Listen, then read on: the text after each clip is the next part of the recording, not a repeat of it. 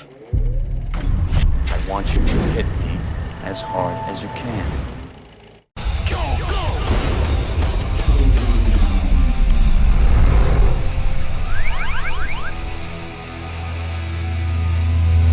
Well, now that Avengers Age of Ultron has finally come out and is proceeding to make all the money at the box office and piss off all the dumb people on Twitter, it's time for me to stop talking about Marvel's less successful efforts in the movies and start talking about two of their more successful efforts in TV, The Incredible Hulk and Daredevil. On one hand, you've got the hit NBC series from the 70s that turned Bruce, or in this case David Banner, and his rage-fueled alter ego into pop culture icons. On the other hand, you've got this year's critically acclaimed Netflix series that is pushing the boundaries of the Marvel Universe and has saved the man without fear from the grasp of that shitty Ben Affleck movie. And though it'll be a while before we see Mark Ruffalo's Hulk and Charlie Cox's Daredevil crossover, you can see the Hulk and Daredevil team up in the 1989 TV movie The Trial of the Incredible Hulk, which was one of 3 TV movies from the late 80s and early 90s, which brought both Bill Bixby and Lou Ferrigno back in those iconic purple shorts 6 years after they got cancelled. And since the last movie introduced Thor, the producers thought it'd make sense to introduce Daredevil in the sequel, and potentially give him the chance to get his own TV show. But though that show never happened, one can only hope The Trial of the Incredible Hulk lives up to its title and crosses over the worlds of superhero action and courtroom drama. You know, something like this. Does Hulk think they deserve to die, and Hulk hope they burn in hell? Hulk out of order? You out of order! Hulk court out of order! I want the truth! Hulk no think you can handle truth!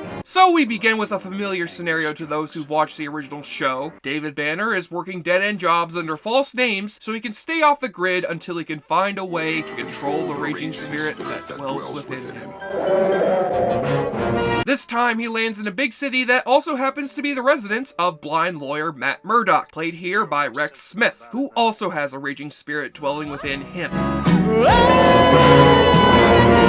The paths of the two men cross when Banner tries to stop 2 thugs from assaulting a woman on a subway train, which forces Banner to Hulk out and accidentally has him take the blame for the woman's assault. So Murdock is assigned to Banner's case, even though Banner tries to warn him that having him stand trial would be a big mistake. I can't stand trial. What do you say? I have to avoid people, conflict. You're not well? I change. We find out how big a mistake it is when we cut to the courtroom scene, and boy, is this scene everything I ever wanted from this movie. Banner hulks out on the witness stand. He flips the jury box over after some random juror throws a chair. The Hulk kicks Murdock's ass and breaks his cane. He chokes out the prosecuting lawyer, and Banner wakes up to reveal that it was all a dream. That's right, in a movie called The Trial of the Incredible Hulk, the Hulk never actually stands trial. What kind of horse shit is that? That's like making a movie where all the Hulk does is look at pawns and brood over his daddy-ish. Oh, that's right. The dream forces Banner to Hulk out for real though, and breaks out of prison. But Murdock is far from giving up on this case, as he finds out the 2 goons on the train were under the employ of crime kingpin Wilson Fisk, played here by Danny DeVito dressed as the Terminator. John Rhys-Davies. So as Fisk kidnaps the assaulted woman, Murdock decides to investigate as his crime-fighting alter ego, Daredevil. Son, you got a panty on your head. And soon, he and his green mean client start to bond with each other and form a strange alliance. And Hulk will always love you! Well, okay, it's not that kind of alliance, but hey, it's by far the most interesting part about this movie. Seeing as this is a TV movie from the 80s, you're not getting the kind of narrative or technical expertise you usually expect from Marvel these days. You can see where the Hulk's makeup stops, the goons dress up like a worse version of the Foot Clan from the first Ninja Turtles movie, and the way they portrayed Daredevil's radar sense is, a tad dated.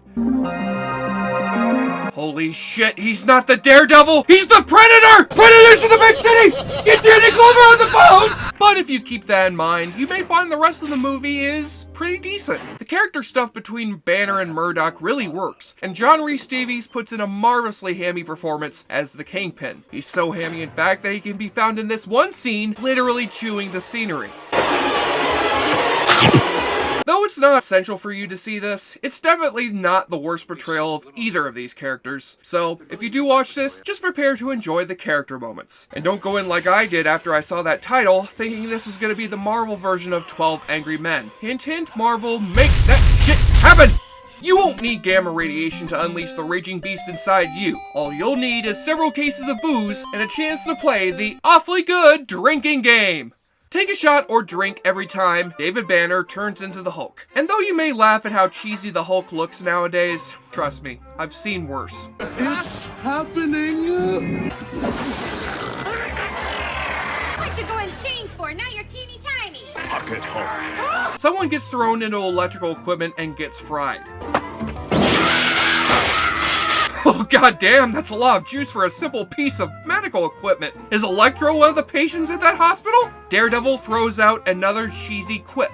Intermission. See what I mean? No. I don't see it all. You see, it's funny because I'm blind. And take a double shot not just when Stan Lee makes his first cameo ever in a Marvel movie, but when the movie clumsily tries to explain how Daredevil got his name. You're asking me who can take on the organization? All right, I'll tell you. Maybe some kind of a, I don't know, crazy daredevil, if you will, could hurt them. Jeez, that might be worse than when they try to explain it in the Ben Affleck movie. Go ahead, fight me, I dare you. I dare you. Actually, no. The Affleck movie's worse. And on the nudity watch, seeing as this was made for TV, there's no boobage to be seen here, except for the rippling abs of Mr. Lou Ferrigno, which he also showed off in the 1983 version of Hercules, which gives me another excuse to show that clip of Lou Ferrigno throwing that bear into space! Oh, let's see you try that, Mark Ruffalo! On the enjoyableness continuum scale from Bull to Bruce, the trial of the Incredible Hulk has been found guilty of cheesiness in the first degree and has been sentenced to a 6 out of 10. Your sentence? Spend a night with Brigitte Nielsen dressed as She-Hulk. Ugh, thank God that movie never happened. I'm Jesse Shade for JoBlo.com, and since this movie did not feature any strong female characters, I am going to go on Twitter and threaten the people who made it with death threats, just like they did with Joss Whedon over Age of Ultron, because I need to feel good about myself! And there we go. Hey, Lou Ferrigno, what are you doing here? Joe Blow, he sure likes to drink a lot. Joe Blow won't just blow me like the heroin. Joe Blow, he's not just like the summer high. Hey everyone, Jesse Shade here from Awfully Good Movies. Thank you so much for watching. If you want to see me take on more good bad movies, click on any of the links you see here, or subscribe to see this show alongside all the great content that we offer here at JoBlo.com. And remember, I love you. Wait, that sounded wrong. But I do love you though.